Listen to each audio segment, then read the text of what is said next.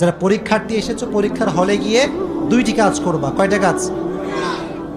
এক, যখন বাসার সবার জন্য বলছি, শুধু ওদের জন্য, সবার জন্য, যখনই পরীক্ষা আসবে বাসার থেকে বের হওয়ার আগে 2 রাকাত সলাতুল হাজত।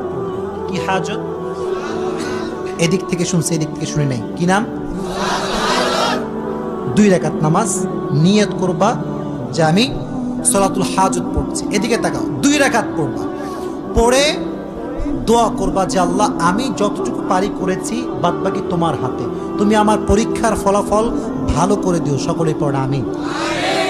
আর একটা আমল পরীক্ষিত, এটা আমি নিজে করছি, সেটা হচ্ছে পরীক্ষার হলে গিয়ে দুরূদ শরীফ পড়বা। দুরূদ ইব্রাহিম পড়ো আমার সঙ্গে, আল্লাহুম্মা সাল্লি আলা মুহাম্মদ।